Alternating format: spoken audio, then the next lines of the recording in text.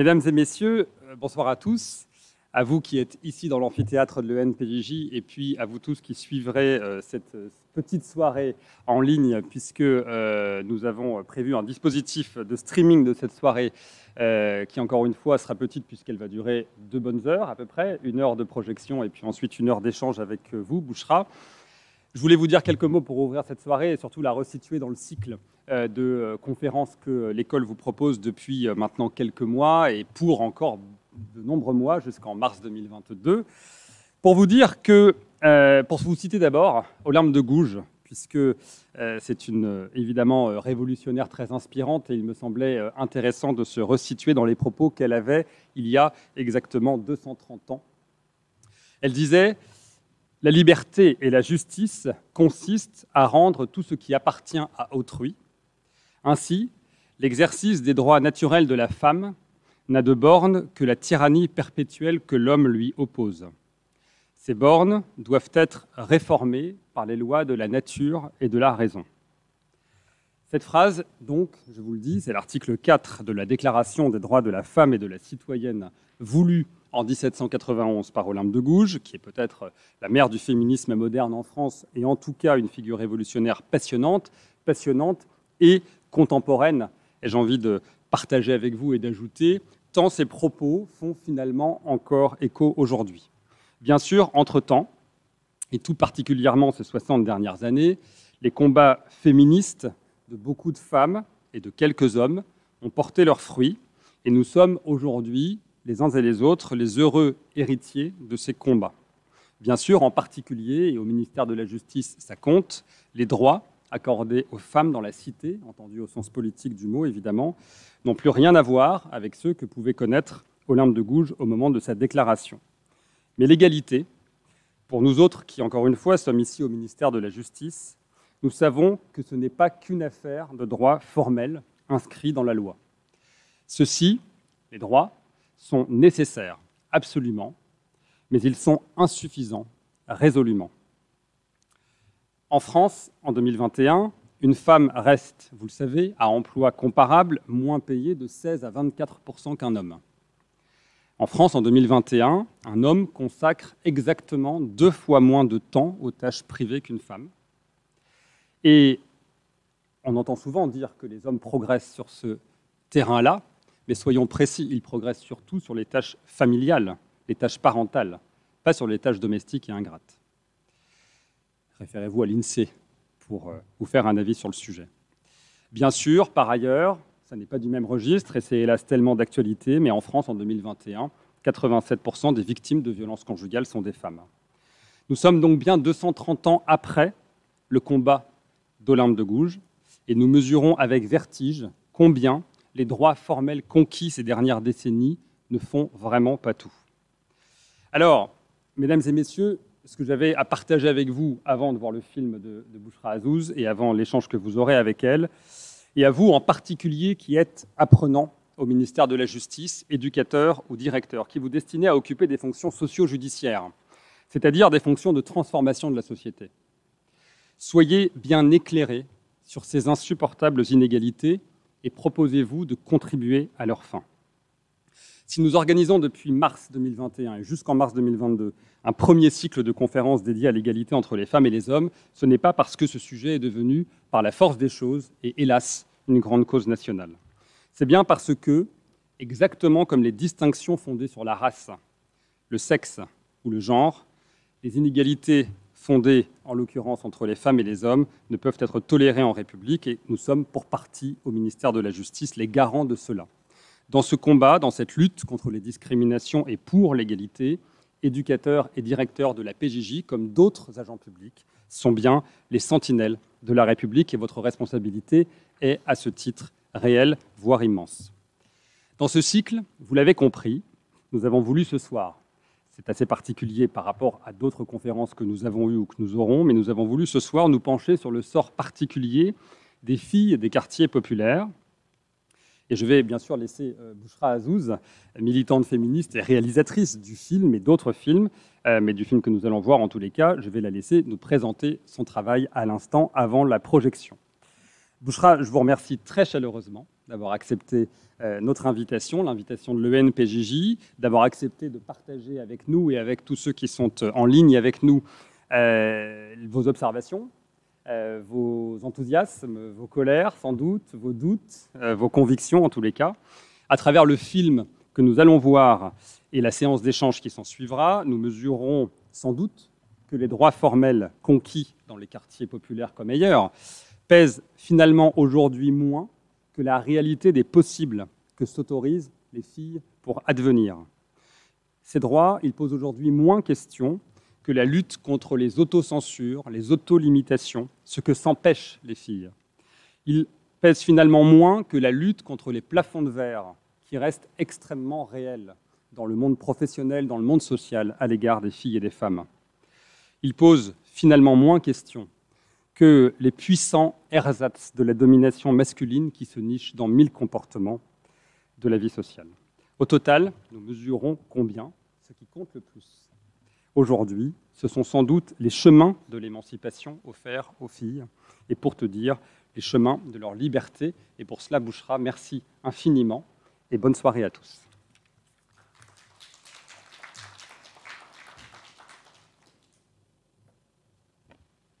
Bonsoir à tous et toutes qui êtes présents physiquement ou par écran interposé. Oui, vous m'entendez là comme ça? Il faut que je me rapproche, ok. Comment dirais-je, amener Olympe de Gouges là dans cet espace, ça me touche particulièrement parce que c'est une femme qui m'a beaucoup inspirée. Et en préambule de notre échange de ce soir, juste dire que cette femme a pensé à un moment de révolution où on posait des idéaux, les premiers idéaux de la République. Elle a pensé beaucoup plus loin que les hommes, le principe d'égalité, puisqu'elle s'était opposée à l'esclavage et en même temps elle réclamait des droits pour les femmes. Et cette idée-là, en fait, cette audace-là, c'est quelque chose qui m'a personnellement beaucoup inspirée et qui m'a poussée à réfléchir, en tous les cas à m'attarder un petit peu plus sur la question des femmes dont je suis issue, qui sont les femmes des quartiers populaires, mais aussi de l'immigration, et d'essayer de raconter des histoires par ce prisme-là, ce prisme spécifique des femmes issues à la fois des quartiers populaires et de l'immigration, et de repasser en fait sur une histoire qui était d'abord très masculine. On a raconté l'immigration par le prisme des hommes qui venaient construire la France, etc. Tout au mieux, leurs femmes étaient là, venues dans le cadre d'un regroupement familial, et très longtemps, elles ont été l'angle mort de l'immigration, mais aussi l'angle mort du féminisme, à un moment où le féminisme est vraiment dans une explosion avec le début de la contraception, ensuite les années 70 avec la lutte de l'avortement. Et moi, en fait, je me suis tout simplement posé la question, que faisaient nos mères à ce moment-là de l'histoire, dans les années 70, qui sont les années de mon enfance. Et c'est en tirant un peu le fil de ces récits que petit à petit, je vais poser ces 3 films qui constituent cette trilogie que j'ai appelée du féminisme populaire, que sont Nos mères, nos daronnes, qui racontent l'histoire de ma mère et les copines de son quartier.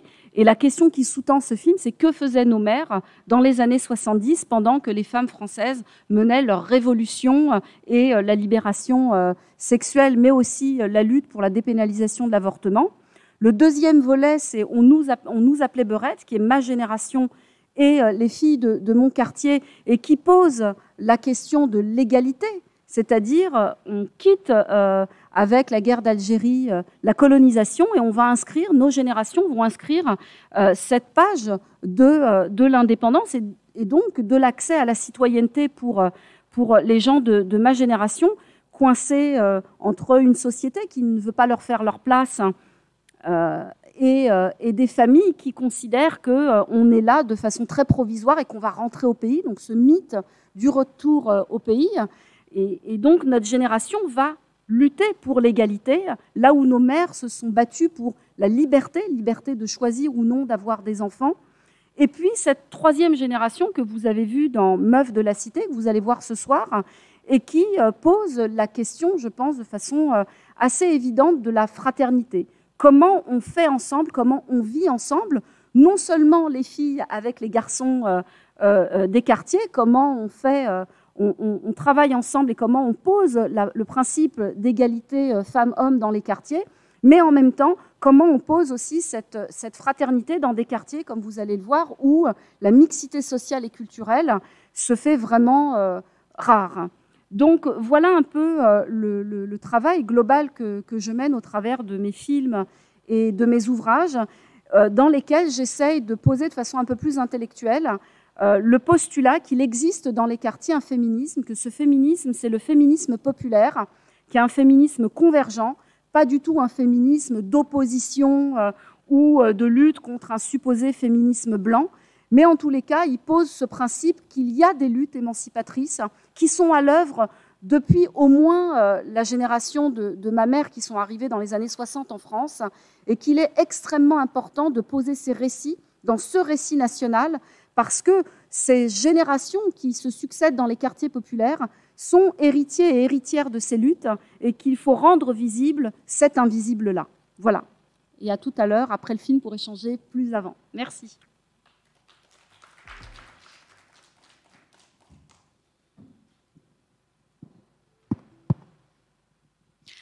Alors, Bouchra Azouz, merci de ce reportage qui se termine par une note très joyeuse, en tout cas musicale, et teintée d'optimisme, puisqu'on nous dit que ce sont les femmes qui ont le pouvoir pour changer les choses dans les quartiers. On y reviendra après, sans doute. J'avais une première question. Alors, évidemment, c'est un reportage qui en pose plein, en réalité très dense. J'ai une première question en attendant que d'autres questions viennent de la salle ou du chat. Il y a un premier sujet qui vient assez vite, c'est celui de la rumeur et de la réputation, de la peur, de la rumeur, de cette vigilance perpétuelle qui semble tarauder les jeunes filles qui se sont exprimées. Et la parade, pour l'une d'entre elles en tout cas, c'est de dire le mieux c'est de s'habiller en garçon manqué, comme ça on nous laisse tranquille. Alors c'est évidemment un peu à contre-courant par rapport à la conception du féminisme qu'on peut avoir, mais est-ce que l'émancipation, comment on fait pour s'émanciper quand on doit vivre caché? Elles ne vivent pas vraiment cachées. Je pense que ce que décrit le film au début, c'est que face à une problématique commune qui est partagée par absolument toutes les filles, on voit qu'elles ont des stratégies de contournement qui vont être différentes. Sarah, elle adopte effectivement la technique du garçon manqué. Comme ça, elle affiche une neutralité et puis on lui fiche un peu la paix. Camélia, elle explique, elle, que sa mère, elle comprend très vite que la cité, c'est compliqué pour à la fois les filles et les garçons d'ailleurs. Et donc, Camélia, elle dit, nous, en fait, on n'est plus dans la cité, on est dans une bulle protectrice. Et du coup, elle traverse la cité, d'ailleurs elle la traverse physiquement, mais aussi d'une façon métaphorique, c'est-à-dire qu'elle vit, mais en même temps, elle ne fait que traverser la cité, elle n'a plus d'interaction avec la cité après cet événement un peu douloureux, parce que Camélia a quand même 30 ans, et elle nous relate un événement qui s'est passé au collège et qui a fondamentalement bouleversé sa vie, son rapport à l'amitié, son rapport aux autres, son rapport au quartier. Iman, on comprend quand même que le voile, même si elle parle de cette absence du père qui la plonge dans une forme un peu de mélancolie où elle fait un peu une introspection comme ça, il y a aussi dans sa stratégie de porter le voile une façon d'afficher une rupture avec le groupe et de dire moi maintenant je me concentre sur moi, sur mon intériorité, et donc d'une certaine façon j'échappe aussi aux interactions du groupe. Et puis Kamba, alors elle a une autre stratégie de contournement par rapport à cette rumeur, c'est qu'elle dit tout de suite que de toutes les façons pour les autres, pour les garçons, personne ne va la suspecter de sortir et d'avoir une vie amoureuse, parce qu'elle est un peu comme ça, un peu aussi garçon manqué. Elle a une forme d'autorité. On le voit dès la première scène où on voit Kamba, elle a une autorité. Et elle est plus dans une stratégie de changer les garçons, d'opérer un changement de l'intérieur. Et c'est ça qui est formidable en fait avec les filles, c'est que face à une problématique commune, on se rend compte qu'elles vont adopter des stratégies qui vont être différentes, mais dans une perspective commune qui est de gagner en liberté et en émancipation. Et c'est là où Camélia a raison quand elle dit on a le pouvoir parce que, et comme le dit aussi Kamba dans le film, on n'occupe pas du tout l'espace de la même façon et on ne pose pas du tout la même réflexion et le même regard sur le quartier. Et Camélia, tout au début du film, elle explique que ce territoire-là, en fait, il n'est pas du tout vécu de la même façon quand vous êtes un garçon ou quand vous êtes une fille. Et Iman complète en disant, bah oui, les garçons, ils sont plus souvent dehors, ils occupent l'espace, alors que nous, les filles, on a compris que la cité, c'était pas pour nous. C'est un lieu où elles vivent, elles vont à l'école, etc. Mais elles vont se construire à l'extérieur du quartier. Et par contre, moi, ce qui m'a frappée en fait avec cette génération, à la différence du précédent film qui racontait ma génération, et moi, je suis la génération qui pourrait être leur maman, et en fait, elles ont gagné en liberté. C'est-à-dire que le travail que la génération précédente a fait, ces mamans-là, qui sont les mamans aujourd'hui pour beaucoup des quartiers populaires, on a acquis une liberté, mais en même temps, on est dans une forme de protection des filles. Et elles ont une liberté immense à sortir à l'extérieur du quartier. Elles vont au cinéma, elles partent en vacances ensemble, elles font des sorties. Enfin, moi, j'étais assez surprise de cette liberté. Et en même temps, on sent que les freins qui peuvent exister à cette liberté, ils sont inhérents au fait que les mamans, comme les papas, essayent de protéger leurs filles de ce qu'ils ont compris, de ce que sont devenus les quartiers, des ghettos. Et le ghetto a une organisation propre, une organisation sociale qui est propre et peut-être à laquelle on reviendra tout à l'heure, et qui est extrêmement intéressante à comprendre. Alors, il y a la question des espaces aussi, parce qu'on voit bien qu'il y a les garçons qui sont dans leur bulle, c'est un peu le terme qu'elles utilisent, et les filles qui sont dans un autre monde, les parents qui sont encore dans un autre monde. Alors, comment on vit en communauté avec tous ces espaces? Comment on décloisonne tous ces espaces pour mieux vivre en communauté? Alors là, vous posez une question de fond qui est énorme, qui est un sujet sociologique.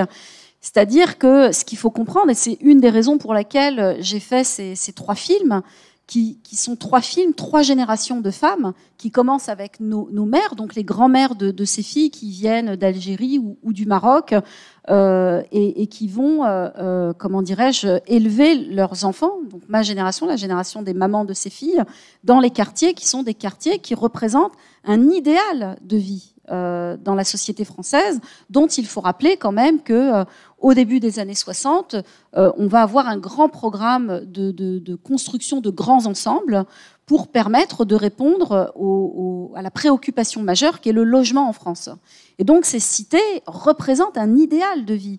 Il ne faut pas oublier que dans les années 60, on est encore porté par la dynamique du Conseil national de la résistance, de toute cette réflexion faite autour de l'éducation populaire, comment on donne accès aux classes populaires et très populaires à la culture, avec les maisons de la culture, à l'art, au sport.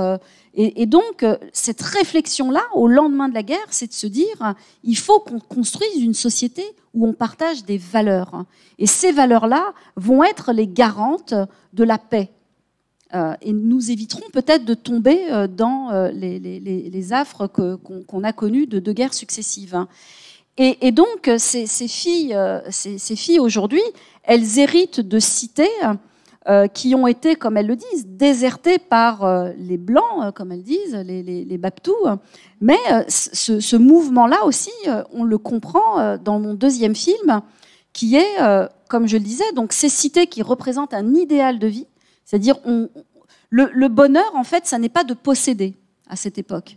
Le bonheur, c'est de partager ensemble, et ce qui est précieux, ce sont les valeurs qu'on partage ensemble.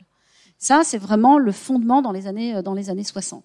Et puis vont arriver, évidemment, les deux chocs pétroliers, la crise économique, le chômage de masse, etc., dans les années 80. Et là, il y a un tournant, c'est-à-dire que l'État qui investissait massivement dans le logement social va opérer une nouvelle politique qui va consister à dire que ça y est, l'effort fait par l'État est arrivé à son maximum. On est dans une crise où on va rentrer dans les politiques d'austérité. Et le logement, ça n'est plus la préoccupation de l'État. Et là, on a, avec, je ne vais pas rentrer dans les détails, mais on va avoir le décret barre, on va arrêter la construction. Et on va lancer une nouvelle politique qui va être la politique d'acquisition de son bien immobilier. Et là, on change, la société change. On arrive dans une société où c'est posséder qui rend heureux. C'est plus partager des valeurs. Hein. C'est pas vivre ensemble. C'est pas ça. On lance une nouvelle dynamique et aussi une dynamique économique avec le plan d'épargne logement. Enfin, tout ça, il y a aussi toute une lecture politique, économique où on lance donc les plans épargne logement. Les gens vont commencer à mettre un petit peu d'argent. Et puis, au milieu des années 80, ils ont suffisamment pour commencer à accéder à la propriété avec toutes les banlieues pavillonnaires, comme on a appelé ça, etc. Et dans le même temps, vous avez dans les années 80 donc l'immigration maghrébine avec la régularisation massive en 81 qui va faire un peu un appel d'air où vous allez avoir une régularisation massive, mais surtout une arrivée massive de jeunes immigrés qui viennent en France essayer d'obtenir des papiers en épousant des femmes de ma génération pour obtenir leurs papiers, etc.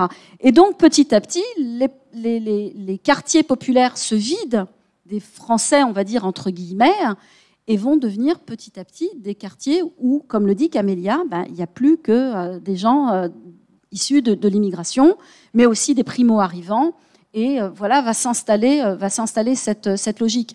Donc, pour répondre à votre question, ces mouvements-là, en fait, ils vont structurer et organiser de nouvelles dynamiques dans les quartiers populaires.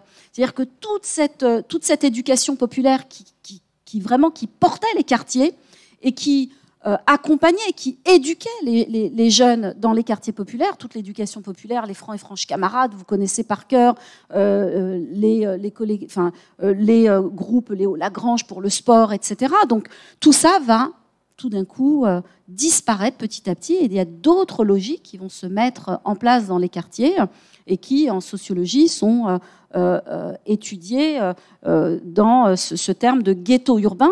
Et Didier Lapeyronie dit que le ghetto, en fait, c'est pas un territoire, c'est une organisation sociale. Et c'est ce qu'elles décrivent parfaitement, les filles, dans le quartier, en disant, les mecs, ils ont toujours besoin de montrer que c'est eux les plus forts. Mais qu'est-ce que ça veut dire, ça ? Ça veut dire qu'en fait, tu défends ton territoire, tu es d'un territoire. Ton identité devient la cité. Et cette identité forte, d'une cité à l'autre, évidemment, il y a des guerres de territoire. Et les filles, elles sont totalement étrangères à tout ça. Elles ont compris qu'il fallait qu'elles aillent à l'école, qu'elles réussissent leurs études, et que la voie de sortie, c'est la voie de la réussite par l'école. Donc, voilà un peu comment les quartiers, en fait, ça serait vraiment très long à expliquer. Là, j'ai un peu effleuré le sujet, mais il faut, je pense, vraiment avoir conscience de ça, notamment quand on travaille sur à devenir éducateur protection judiciaire ou éducateur spécialisé ou même médiateur. À un moment donné, il faut comprendre quelles sont les dynamiques en jeu dans les quartiers pour appréhender aussi la question des garçons et quel dispositif aussi on met en place. Moi, je fais des films parce que mon ambition, c'est de raconter les quartiers au féminin pluriel. Et l'idée, c'est de dire aussi, en tirant le fil de ces histoires féminines, c'est que finalement, oui, il y a le ghetto urbain, il y a tout ce qu'on connaît qui est extrêmement compliqué et qui est aussi un frein à l'émancipation des femmes. Néanmoins, il faut maîtriser ces sujets-là parce que quand on comprend que les dynamiques émancipatrices qui sont portées par les filles et qu'elles sont en permanente adaptation au contexte et au milieu, dans les milieux dans lesquels elles vivent, eh bien, on comprend l'enjeu d'investir dans des politiques puissantes pour soutenir cette dynamique émancipatrice. Parce que finalement, l'égalité femmes-hommes, ça n'est rien de plus que lutter contre la domination. C'est-à-dire que là où c'était la loi du plus fort, la justice, elle est vraiment là pour ça. C'est-à-dire donner force à celui qui est faible. Et dans les quartiers populaires, celui qui est faible, entre guillemets, puisqu'on voit bien qu'elles ont une force qui est vraiment intrinsèquement liée à leur condition de femme et qui est héritée déjà de leur grand-mère et de leur mère, elles ne viennent pas de nulle part, ces dynamiques-là. Il faut les soutenir parce que derrière, c'est un enjeu à la fois de renverser ces logiques de domination qui, elles aussi, s'adaptent et se renforce là où la loi, là où le droit, mais là aussi où les soutiens aux dynamiques, notamment d'autonomisation des femmes, sont en faiblesse. Alors c'est aussi le fait d'inverser l'héritage maternel dans la conception de l'émancipation, en tout cas effectivement, vous disiez l'émancipation, ça passe par l'éducation, la réussite de l'éducation. L'une des jeunes filles s'est affranchie du giron familial, elle l'a quitté, elle a été comprise par son père, mais pas du tout par sa mère. Donc il y a la question de la reproduction du modèle maternel aussi qui est encore très prégnant pour ces jeunes filles. Après, je vais vous dire, je pense qu'il ne faut pas faire de généralité parce qu'on est tous des cas particuliers. Moi, par exemple, ma maman, qui pourrait être la grand-mère de Camélia, donc qui a exactement le même parcours que la grand-mère de Camélia. Donc la maman de Camélia, c'est ma génération. Pourtant, moi, je ne suis pas du tout construite de la même façon. Mais on n'a pas non plus les mêmes mères. Moi, je sais que ma mère a été une femme qui a vraiment... était, comment dirais-je, motrice et soutien à ses enfants parce que son rêve, ça a été d'aller à l'école et qu'elle a été privée d'école. Ça a été un traumatisme pour elle et que toute sa vie, elle a réparé ce traumatisme en surinvestissant dans ses enfants. Moi, j'ai 2 grands frères à l'époque où les garçons de la génération de mes grands frères mouraient tous les uns après les autres du sida dans les années 80. Moi, mes frères faisaient des études de mathématiques et physique et ont été jusqu'au doctorat. Donc, vous voyez, il n'y a pas de comparaison. Il n'y a que des cas particuliers. Après, on peut extrapoler parfois. Mais c'est vrai que ce qui est intéressant avec Camélia, typiquement, c'est qu'effectivement, elle est soutenue par son père et pas par sa mère. Mais sa mère, comme elle le dit, c'est une femme qui va tout abandonner parce qu'elle vit dans un quartier et que parce qu'elle vit dans un quartier, elle doit arrêter de travailler pour surprotéger ses enfants et que forcément, cette surprotection, elle crée aussi des attentes et que, hélas, ne sont pas forcément contentées. Et par contre, ce que je trouve de très intéressant dans ce que dit Camélia à ce moment-là du film, où elle dit, voilà, je me mets en rupture parce que je ne rentre pas dans ce schéma-là. Elle a essayé jusqu'à 30 ans quand même, vivre chez ses parents, c'est quand même pas rien non plus. Donc elle est là à quelques semaines de ses 30 ans et elle part parce que elle s'est mis cette date butoir dans la tête, se dire, moi 30 ans c'est mon maximum et si à 30 ans je ne suis pas mariée, je pars, je fais ma vie. Après, je reste quand même dans un cadre traditionnel. Je ne vivrai pas en concubinage avec quelqu'un, je me marierai, mais elle choisit quand même ça. Mais par contre, ce qu'elle dit, qui est extrêmement intéressant, Camélia, c'est qu'elle dit à un moment donné, je pars, mais qu'est-ce qui est le plus important ? C'est-à-dire que la génération de ses grands-parents, c'était la génération du sacrifice. On vient en France, on se sacrifie pour ses enfants, pour qu'ils aient une vie meilleure. Et la génération de sa mère, c'est la génération des devoirs. Nous, on a eu un conflit de loyauté épouvantable vis-à-vis de nos parents. C'est-à-dire qu'on savait qu'on ferait nos vies en France et qu'on serait plus totalement, culturellement même, pareil que nos parents, dans une reproduction culturelle à 100%. Et donc, on a eu ce conflit de loyauté. On a eu des devoirs énormes vis-à-vis de nos parents, un devoir de réussite, un devoir de perpétuer des traditions, un devoir de rester vraiment dans des schémas qui ne bouleversaient pas les normes sociales de nos parents. Et Camélia, elle dit quelque chose d'extraordinaire. Elle dit, maintenant, nous, on est la génération du bonheur. Et ça, je trouve que c'est extraordinaire. C'est-à-dire qu'à un moment donné, ça pose, dans cette grande histoire de l'immigration, à un moment donné, cette rupture de dire, ça y est, quoi. Nous, on est la génération, on est ici, on est français, d'ailleurs, elles le disent toutes, et on va se poser la question de c'est quoi notre bonheur. Notre bonheur, c'est de faire telle ou telle chose, mais on s'affranchit du regard des autres. Et c'est peut-être la première génération qui fait ça. Et moi, ça m'a vraiment bouleversé ce moment où elle le formalise, vraiment, elle le verbalise.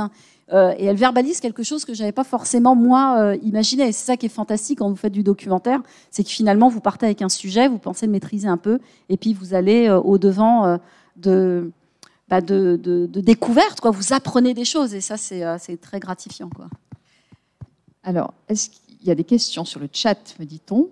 On va donner la parole alternativement à la salle et à nos collègues qui nous suivent à distance. Donc, on a une question, enfin plusieurs questions. On en a une qui peut permettre de rebondir un petit peu, qui vient d'une de nos collègues formatrices, Lila. La question justement de la réussite scolaire. et la différence peut-être de réussite scolaire entre les garçons et les filles, à quel point effectivement le fait qu'on a l'impression qu'elles s'en sortent mieux, c'est pas aussi une stratégie d'émancipation, et donc la place de l'école dans cette stratégie. Alors, il y a deux choses par rapport à la réussite scolaire des filles. Il y a, d'abord, elles réussissent mieux parce qu'elles sont moins plombées par la cité que les garçons. Les garçons, c'est beaucoup plus difficile pour eux de sortir en fait de la logique du groupe, qu'est la logique du dominant. Les filles, elles, de toutes les manières, comme je le disais, elles se construisent à l'extérieur de la cité, et donc elles ont finalement beaucoup plus de liberté. Et notamment l'école, parce qu'effectivement, elles surinvestissent l'école, parce que pour elles, c'est dans leur logique de réussite, c'est quitter le quartier. D'ailleurs, Iman le dit à la fin du film, nous, on en a marre, quoi, on veut partir, on est arrivé au bout du truc. Elles ont compris qu'il fallait partir. Les mecs, ils disent moins ça. Les mecs, ils ont aussi une loyauté par rapport au quartier. Et puis, il y a aussi une autre chose, qui sont les conflits interquartiers. Et ça, c'est un sujet, moi, que j'ai découvert en faisant ce film. Je n'imaginais pas à quel point les rivalités entre quartiers étaient aussi un frein épouvantable pour les garçons, notamment. Et comme je vous le disais tout à l'heure en aparté, il suffit que le lycée il soit construit à proximité d'une cité. Eh bien, cette cité, elle va devenir la cité dominante, la cité à qui appartient le lycée. Et à Corbeil, moi j'ai découvert, et c'était les filles qui me le disaient dans les interviews, eh ben, les garçons des quartiers de Montconseil et de l'Ermitage avaient déserté quasi définitivement le lycée. Au bout de quelques années, ils sont arrivés à bout de la résistance, et donc ils ont jeté l'éponge et ils se déscolarisent. Et parfois, c'est des bons élèves.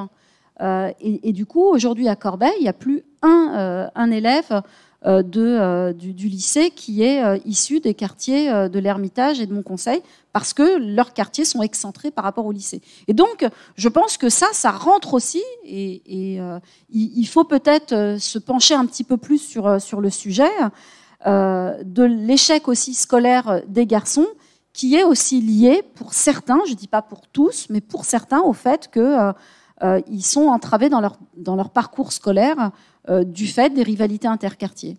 Et ça, c'est un sujet... moi, j'ai demandé au maire de Corbeil de le rencontrer pour discuter avec lui de ça, et à Valérie Pécresse, dont c'est son champ d'action, les lycées. Je pense que c'est vraiment un sujet sur lequel il faut un peu creuser. Et puis, il y a aussi toute cette reproduction aussi d'un nouveau déterminisme, et qui est un déterminisme territorial, et même plus que territorial, de cité, quoi. Et être condamné comment dirais-je, à ne pas aller au bout d'une scolarité, aller au bout de ses rêves et de ses ambitions parce qu'on est un garçon, je trouve que c'est très compliqué. C'est ce qu'en sociologie aussi on étudie sous le couvert des identités cloisonnées. Pour un garçon, c'est très dur. D'ailleurs, elles le disent. Bon, eux, ils sortent avec nous, les filles, ils font des sorties, etc. Mais le groupe s'oppose à cette mixité filles-garçons parce qu'ils estiment que c'est pas le rôle d'un mec dans la cité que d'aller faire des parties de foot avec des filles, quoi. C'est pas ça qu'on attend d'un garçon. Donc c'est pour répondre à la question, c'est beaucoup plus difficile, en vérité, pour les garçons de s'émanciper de la cité que les filles. D'accord. Intéressant. Y a-t-il une autre question dans la salle? Oui. Oui, bonsoir. Bonsoir. Ma question, c'était par rapport à Camilla, quand elle parle du glissement entre le devoir et le bonheur. Oui. Moi aussi, ça m'a vraiment marqué. Ma question était, vous venez de parler de rupture. Est-ce que vous pensez qu'il s'agit réellement d'une rupture, ou on est plutôt sur un glissement qui est aussi permis par les parents, parce que pendant leur adolescence ou pendant la phase justement, je ne sais pas, de trentaine, quarantaine, il leur était encore impossible parce que le poids du regard de l'autre, etc., leur a pas permis justement de pouvoir s'émanciper. Est-ce qu'on est sur une réelle rupture entre les parents et les enfants, ou ce glissement, il est aussi permis inconsciemment par les parents? Je ne sais pas si Oui, je comprends bien votre question. Oui, je pense qu'il est aussi... oui, il est permis forcément aussi par les parents qui n'éduquent pas du tout leurs enfants comme eux-mêmes ont été éduqués. Je pense par exemple à Iman qui dit ma grand-mère, elle habite toujours, elle est arrivée au Tarteret dans les années 60. Elle n'a jamais quitté les Tarterets. D'ailleurs, elle dit elle a déménagé d'un bâtiment à un autre, ce qui en dit aussi très long sur l'incapacité des gens de quartier de pouvoir avoir la liberté d'aller habiter ailleurs. On est souvent condamné à son quartier, ou en tous les cas à sa ville. Et la maman d'Iman, qui est née aussi dans ce quartier, j'ai longuement échangé avec toutes les mamans des jeunes, notamment pas de Camélia, mais des plus jeunes. C'est vrai qu'elles ont beaucoup d'ambition pour leurs filles, et ce qu'elles ont vécu, elles veulent absolument pas le faire vivre à leurs filles. Donc ça, vous avez raison peut-être de préciser que le bon terme, c'est certainement un glissement plus qu'une rupture de ce point de vue-là. Oui, je suis d'accord avec vous. Oui. Enfin, je ne sais pas si un micro a passé. On vous apporte un micro, sinon on ne vous entend pas.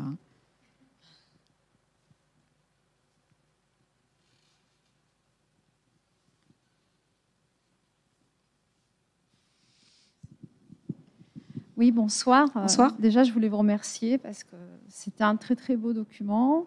Moi, je fais partie de la même génération que vous et Camélia a raison quand elle dit il faut, quand elle plante les petites graines, comme quoi il faut garder ses projets. La preuve, j'ai pas 25 ans. Moi, j'avais une question par rapport à l'éducation des garçons et des filles. Est-ce qu'elles vous ont parlé des différences par rapport à leurs frères ou même par rapport aux écarts d'âge peut-être entre elles et leurs petites sœurs ou elles et leurs grandes sœurs ou des grands frères. Enfin, est-ce qu'il y a des différences comme ça d'éducation qui font qu'on pourrait arriver vers quelque chose, justement vers un regard un peu plus ouvert, moins circonscrit? Alors, ce que j'ai observé sur la question des frères, pour celles qui en ont, il n'y en avait pas beaucoup qui avaient des frères. Sarah, elle n'a qu'une sœur. Et Kamba a que 2 grandes sœurs. Donc Iman, elle a un petit frère. Et c'est vrai que c'est la préoccupation de tous les jours. C'est-à-dire que toutes les mamans avec qui j'ai échangé dans les quartiers, elles veulent partir pour protéger leurs garçons. Parce qu'elles se disent, c'est trop dur pour nous. On ne peut pas lutter, on n'est pas à armes égales, quoi. Et c'est très, très difficile de... D'ailleurs, Nour, qui est un personnage un peu secondaire dans le film, son frère, qui est en seconde aujourd'hui, en cours d'année, il a dû être déscolarisé parce qu'il n'est pas du bon quartier au lycée. Et donc, il a dû quitter le lycée des Tarterets pour un lycée à Évry. Mais finalement, la maman me disait, mais même en l'ayant changé de lycée, c'est trop compliqué. Parfois, il rentre pas parce qu'il peut pas prendre le bus, parce qu'on l'attend à la sortie du lycée, parce que c'est pas safe, quoi. Et donc, voilà, pour les mamans, la préoccupation des garçons, elle est la préoccupation numéro 1. Et d'ailleurs, elle me disait, c'est beaucoup plus facile d'élever une fille dans une cité que d'élever un garçon. Parce qu'en fait, la question de la rumeur et de la réputation, c'est quelque chose qu'ils intègrent tous assez vite, et ils arrivent plus ou moins à gérer ça, en adoptant les stratégies un peu qu'on a dit, on se protège, etc., etc. Mais par contre, pour les garçons, c'est très dur, très très dur de lutter contre l'influence, de lutter contre la délinquance, contre la drogue, contre la logique du ghetto. Ça, c'est vraiment une préoccupation majeure. Et d'ailleurs, toutes, elles veulent partir pour essayer de sauver, notamment Iman, son frère est encore petit, il ne va pas encore au collège, mais je sais que leur préoccupation, c'est de partir le plus vite possible avant que le petit frère soit scolarisé en 6e. Question sur le chat. Oui. Bien. Bonsoir. Bonsoir. Je pense que c'est Camélia qui nous dit à un moment que le repli communautaire, c'est un mécanisme de défense, le mécanisme de défense d'un orgueil blessé. Oui. En fait, elle nous dit là, au fond, que ce qui provoque ce repli communautaire, c'est un manque de reconnaissance par la société. Oui. Et ce repli communautaire, c'est aussi, le renforcement du devoir lié à la tradition et le respect de la tradition. J'ai tendance à penser là que le problème ne se situe pas dans la cité, au fond, dans les cités, et qui ne concerne pas seulement ces jeunes filles des cités, mais en général la place qu'on peut donner aux femmes dans la société civile et notamment dans l'accès à l'emploi, à un vrai rôle dans cette société. On se rend compte qu'au fond, ces filles, pour être reconnues dans la cité, il faut qu'elles soignent leur vertu et leur réputation. Mais ce n'est pas là la solution à l'évidence. J'aimerais savoir ce que vous pensez de ça et j'aimerais que vous puissiez nous dire aussi si cette situation évolue et si ces femmes-là accèdent dans la société civile à des emplois qu'elles méritent. Ouais. Alors, il y a deux choses dans ce que vous dites. Alors, je vais répondre à la première, qui est la question du communautarisme et de l'orgueil blessé. En fait, cette séquence, si vous vous souvenez bien, elle vient après la séquence Paris, où les filles, en fait, elles sortent de la cité et elles se rendent compte que finalement, l'extérieur de la cité ne fonctionne pas tout à fait comme elles. Donc, elles essayent de se déguiser d'une certaine manière, en tout cas de masquer, de gommer toute identification au quartier. Et c'est terrible parce que quand elles s'assoient sur le banc, alors elles nous disent on s'habille bien, on arrête les wesh-wesh, on arrête les sadiquala, on arrête ci, on arrête ça, on essaye de bien s'habiller, on se tient, on se maîtrise. Finalement, elles se posent sur le banc et à peine elles sont posées, les deux garçons qui passent disent c'est des filles de cité.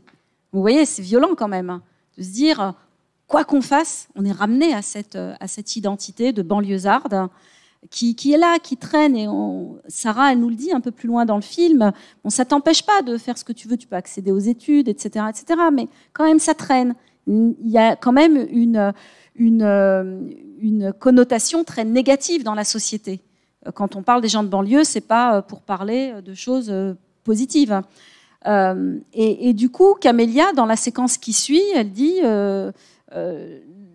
c'est bien on est content d'avoir nos espaces de socialisation à nous, qui sont donc du coup des espaces qui sont gérés par des mecs en général qui viennent de quartier, des chichas, des cafés, des restos. Il y en a plein dans Paris. Souvent d'ailleurs, ces garçons-là héritent de cafés de leur papa, qui était cette première génération des années 60, qui avait des cafés dans Paris. Et du coup, il les modernise. C'est plus les petits troquets pour les immigrés. C'est des cafés très designés, etc. Et qui deviennent des lieux de socialisation aussi pour les jeunes issus des quartiers, qui sont aussi des CSP+. Vous avez le droit vous avez raison de dire.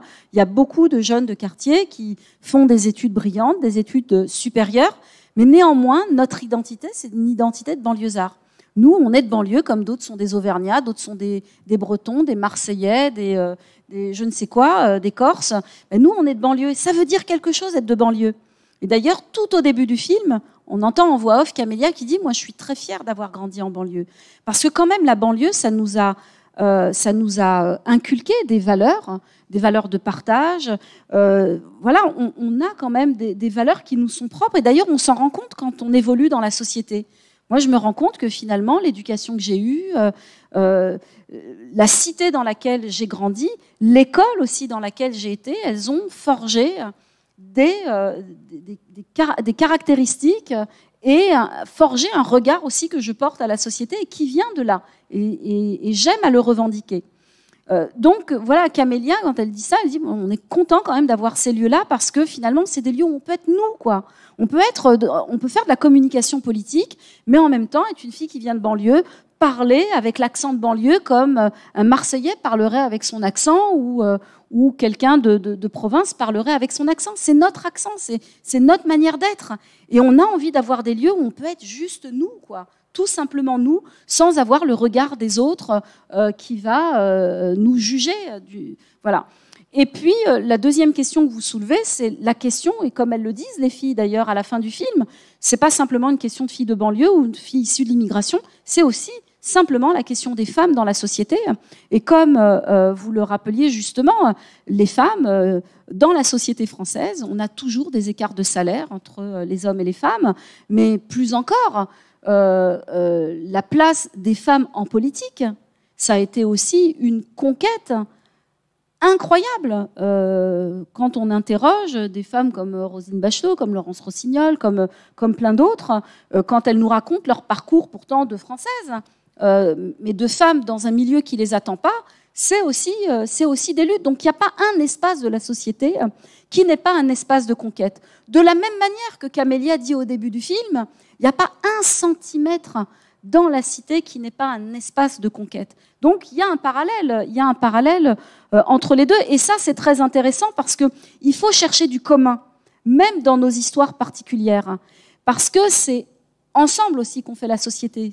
On n'est pas dans une société, comment dirais-je, fragmentée, dans une société comme aux États-Unis où vous avez des groupements portoricains, afro, homo, ou je ne sais quoi. Nous, la République, elle a cette ambition extraordinaire, c'est de faire ensemble, de trouver du commun malgré nos différences. Et dans le titre du film, tout au début du titre, vous avez, elles disent toutes dans une voix polyphonique, on est toutes des meufs de cité, on est toutes des meufs de cité, et moi je rajoute à la fin, la cité entre parenthèses. Parce que finalement, toutes ces luttes qu'elles mènent au sein de la cité, c'est finalement des luttes qui sont profitables à la société, à la cité. Et c'est tout le postulat, encore une fois, du féminisme populaire qui consiste à dire que la dynamique émancipatrice des femmes, elle est si puissante. Et on le voit, Olympe de Gouges, merci de l'avoir citée parce que vraiment, elle plane ici aussi dans les cités pour dire aux filles, mais il faut la penser bien plus loin, bien plus haut, cette République. Et finalement, l'immigration et les femmes, on est aussi une chance pour la République. On a mis longtemps pour obtenir le droit de vote, le droit à être des citoyennes. Mais finalement, sans relâche, on a confronté la République à ses incohérences. Et c'est en la confrontant à ces incohérences que finalement, on la pousse un peu plus loin et qu'on participe à créer une société plus inclusive, une société où chacun, finalement, on peut lui dire « c'est pas grave d'où tu viens, c'est pas grave si tu viens d'un quartier populaire, si tu viens d'ailleurs, si tu viens de je ne sais où. Ce qui compte et ce qui est important, c'est ta compréhension de la société dans laquelle tu vis et qu'est-ce que toi, tu vas y apporter. » C'est ce que dit Camélia. Ok, on a compris du racisme et tout ça. Ok, on a compris cette bouillabaisse-là. On a pigé. Ok, and so what? Qu'est-ce que tu fais toi maintenant? Ça, la République, c'est un édifice en permanente construction.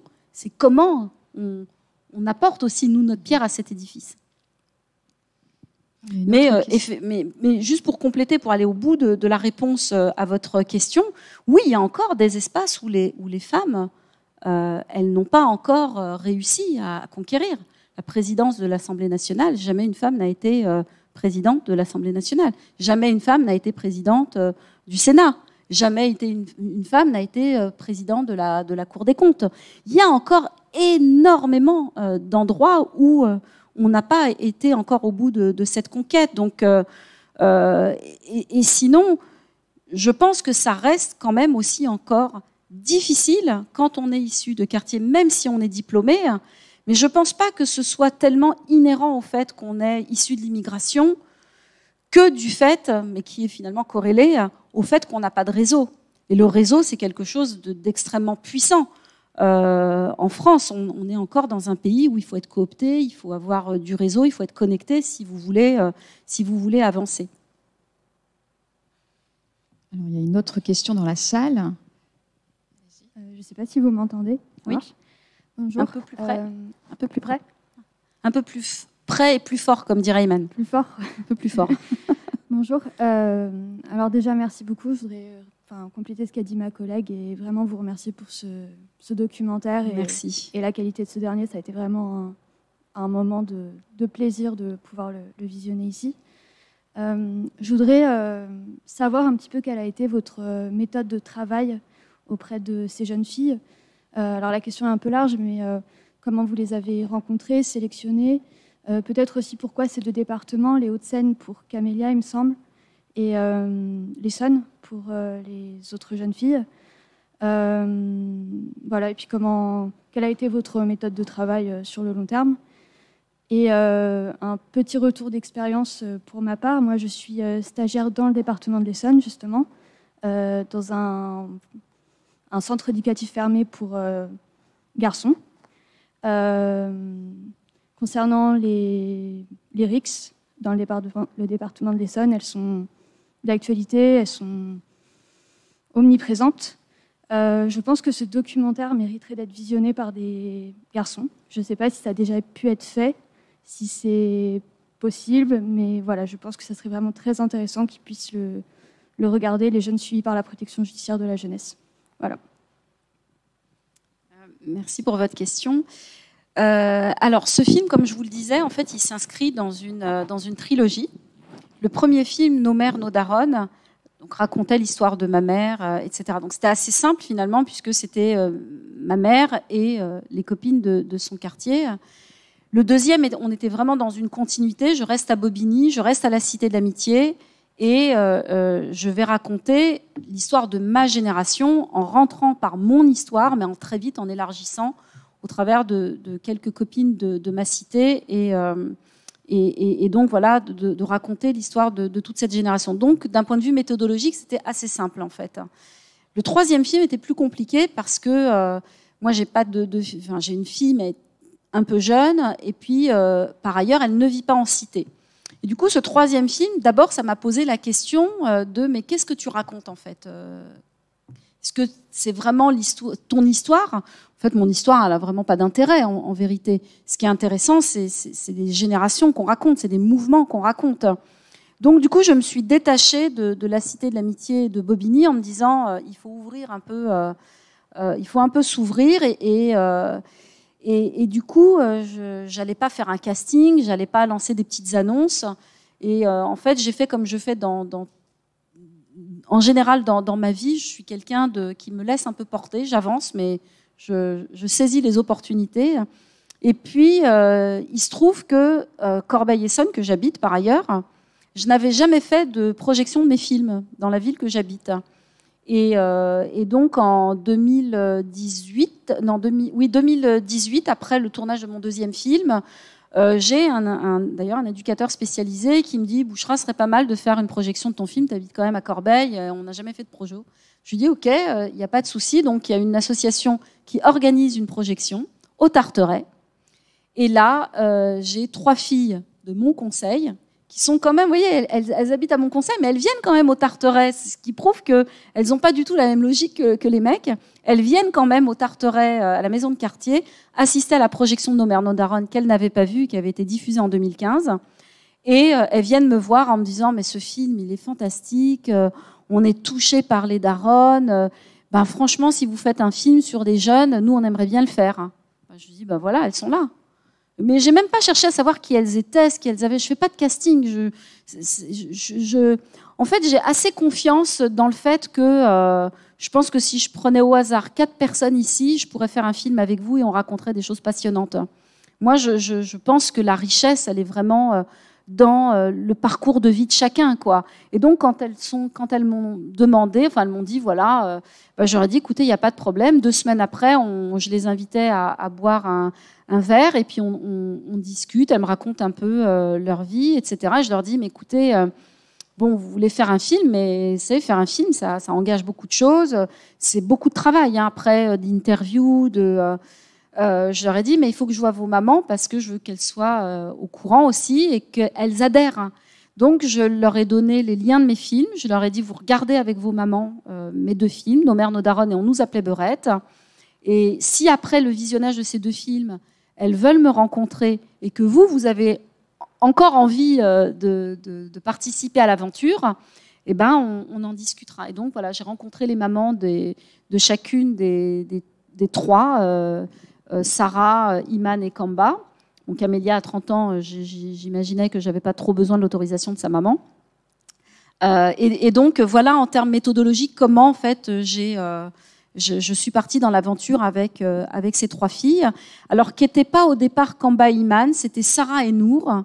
Nour, pour des raisons familiales, elle n'a pas pu faire vraiment le film. Elle apparaît un petit peu comme ça, mais elle a été vraiment la protagoniste. C'est elle qui est venue à l'issue de la projection avec Sarah.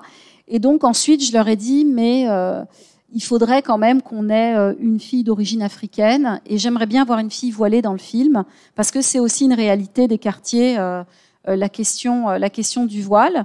Et donc, c'est elles qui en ont parlé autour d'elles. Et Kamba et Iman se sont rejoints au groupe. Et ça a été vraiment un bonheur absolu. Alors, ce qui se passe, c'est qu'il y a eu le confinement. Donc, moi, j'avais commencé à tourner juste avant, en février. J'avais tourné pendant les vacances de février. J'ai tourné une semaine avec toutes les filles. J'ai fait des interviews, en fait. Donc, interview fleuve où on parle. Et puis donc, il y a eu le confinement. Donc, quand on est sorti du confinement, en fait, le confinement m'a obligée à revoir un peu ma méthode de travail. Parce que d'habitude, je ne travaille pas du tout comme ça. Je tourne des séquences de vie, je tourne, en fait. Et puis après, je construis le film. Et là, j'ai fait totalement différemment. J'ai fait les interviews. Et quand on a été déconfinés, j'ai dérushé les interviews. Et là, j'ai commencé à construire le film. En fait, j'ai monté le film du début à la fin avec juste la parole. Et j'ai construit mon film comme ça. Et ensuite, j'ai écrit mes séquences. C'est-à-dire, je savais la séquence foot. Je l'ai pas inventée, en fait. Je me suis aussi calquée sur leur réalité de vie, quoi. Et la réalité de ce groupe de filles, c'était ce groupe de copains qu'elles ont et avec qui elles vont à Astérix, elles font des sorties. Et du coup, voilà. Et comme Kamba et Iman faisaient du foot, je leur ai dit, ça serait vraiment bien de faire une séquence foot. Elle me dit, ouais, mais nous, on fait du foot avec nos copains. Je dis, il n'y a pas de problème, on va faire une séquence foot avec vos amis.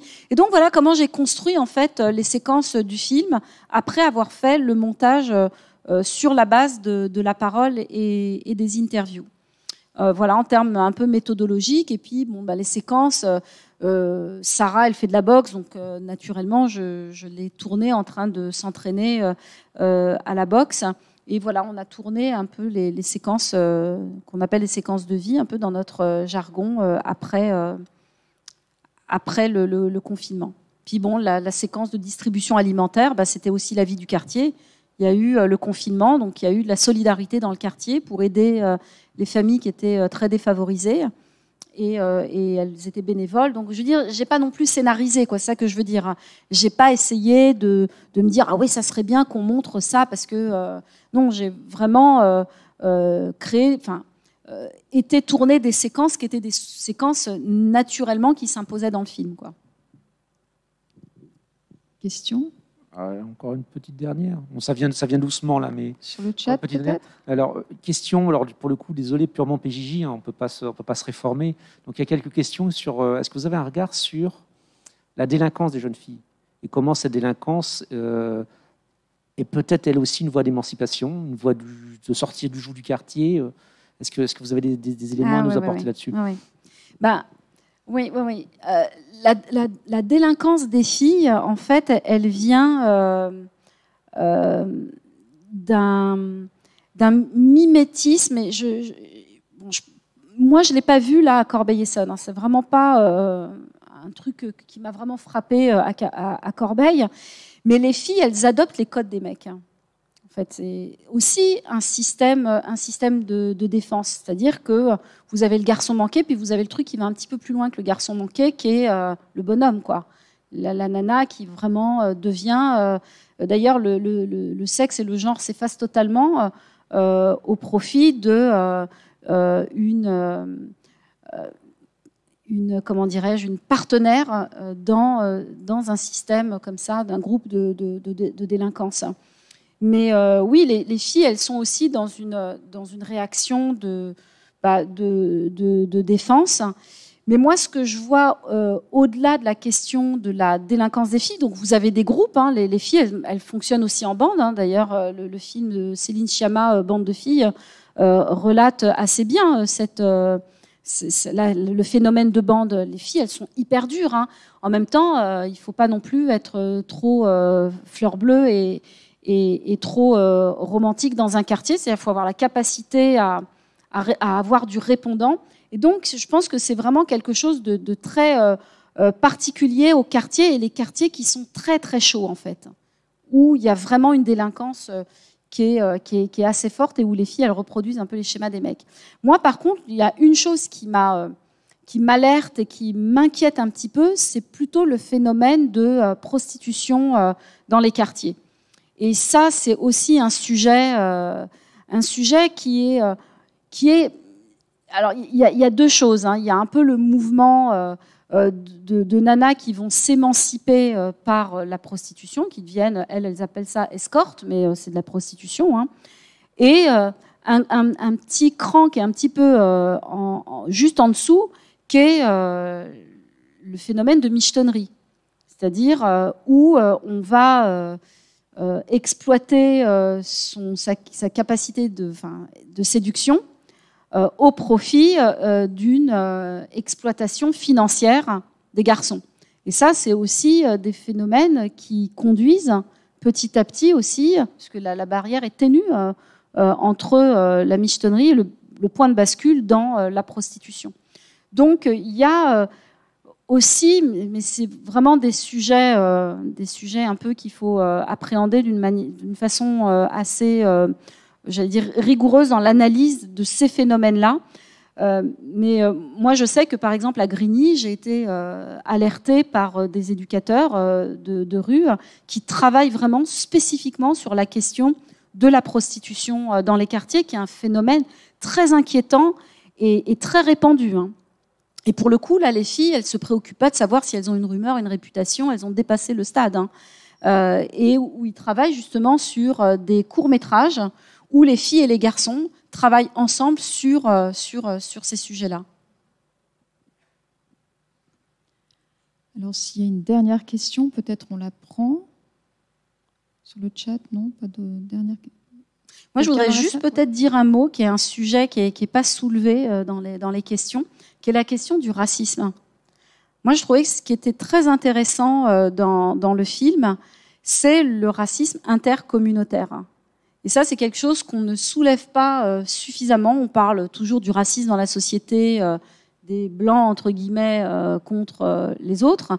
Mais la réalité dans les quartiers, c'est aussi le racisme intercommunautaire où les mélanges sont très compliqués d'une communauté à une autre et qui est aussi quelque chose qui pèse lourdement sur les jeunes dans les quartiers parce qu'il y a... et ça, c'est les parents qui sont encore un peu durs sur ces questions-là, où une arabe, enfin une maghrébine, se met pas facilement avec un noir, une turque encore moins. Sortir de sa communauté, c'est quasiment impensable. Et puis aussi dans les communautés africaines, les mariages intercastes qui sont aussi très compliqués. Et ça, je trouve que c'est une réalité qui pèse aussi sur les jeunes dans les quartiers et qui n'est pas suffisamment étudiée et qui n'est pas un problème qui est suffisamment posé, je trouve. Il y a la question du voile aussi, on n'en a pas parlé, enfin, vous l'avez abordé tout à l'heure au début du reportage, quand il est question de l'habillement et des différentes parades pour justement échapper à la pression de la rumeur. L'une des jeunes filles dit « mais être voilée, c'est pire encore ». Or, c'est le choix que fait l'une d'entre elles à la fin. C'est Iman qui dit ça. Et qui dit bah oui, mais moi, ça me rend plus forte. Ça la rend plus forte. C'est tout un peu le paradoxe. C'est-à-dire ça la rend plus forte pour résister à la pression du groupe, mais en même temps, elle s'expose. Mais finalement, je pense que quand elle fait la part bénéfices et inconvénients, elle se dit finalement qu'elle en tire plus de bénéfices que d'inconvénients. Et donc, elle le fait sciemment, mais elle le dit, les mamans dans le quartier, ça parle, parce qu'on a l'impression que porter le voile pour une jeune fille dans le quartier, tout le monde est applaudi des deux mains, mais non, ça parle aussi, et puis elle est plus surveillée, puisqu'elle affiche son sérieux d'une certaine façon, on la prend au mot. Et donc, elle sent que sur elle pèse encore plus de poids que sur les autres. Mais après, sur la question du voile, il y a les voiles, il n'y a pas le voile. Et je pense qu'il faut prendre conscience aussi de ça. C'est qu'être voilée, comme le fait Iman, qui est une jeune fille qui est née en France, la maman est née en France, les parents sont nés en France, etc. Elle a une approche du voile qui n'est pas tout à fait la même que des gens dont les parents sont arrivés plus récemment et dont le voile est une obligation traditionnelle et elles n'ont pas forcément beaucoup elles n'ont pas beaucoup de choix en fait. Même si on l'impose pas, ça reste quand même une norme culturelle, une norme sociale qui est très forte. Et ce qu'on ne ressent pas avec Iman, qui finalement elle vit de la même façon que celles qui sont pas voilées. Et puis j'ai trouvé, mais ça c'est peut-être un phénomène qu'il faut continuer un peu à observer, mais j'ai l'impression quand même que ces générations-là portent moins le voile que la génération de leurs grandes sœurs, par exemple, où il y avait vraiment un phénomène très massif. Là, d'ailleurs, la séquence que je tourne, où il y a toutes ces copines qui arrivent, elle est totalement improvisée. C'est-à-dire, on n'avait pas prévu que les filles du quartier, elles débarquent. Et finalement, j'ai tourné longtemps à Corbeil, dans les quartiers, et j'ai pas vu beaucoup de jeunes filles qui sont voilées. Finalement, le voile commence à un peu s'estomper, enfin peut-être pas de façon très visible parce qu'on le voit partout, le voile, mais encore une fois, ce sont plutôt des primo-arrivants, des primo-arrivantes, des gens qui sont pas inscrits dans une immigration de longue date comme nous. Mais oui, on sent que être voilé, finalement, ça te garantit plus autant le respect. Les mecs, aujourd'hui, les jeunes, quand vous leur dites une fille voilée, oh, non, moi je me méfie. Donc il n'y a plus ce côté que les grandes sœurs avaient, où c'était respecté par tout le monde. Là, ça commence à changer un peu. Et du coup, les filles, finalement, elles se disent, le jeu n'en vaut pas forcément la chandelle. Mais bon, à observer. Oui, c'est intéressant. Bien. Écoutez, s'il n'y a pas d'autres questions, je vous propose qu'on arrête cette séquence. Je vous remercie beaucoup, vraiment, Bouchra Azzouz, d'avoir été parmi nous ce soir. On a été ravis. Et je vous remercie tous et toutes, en présentiel et à distance. Et je vous donne rendez-vous à la 3e conférence qui aura lieu au mois de novembre. Bonne soirée à tous et à toutes. Au revoir. Merci. Merci. Et merci de votre invitation. Merci beaucoup.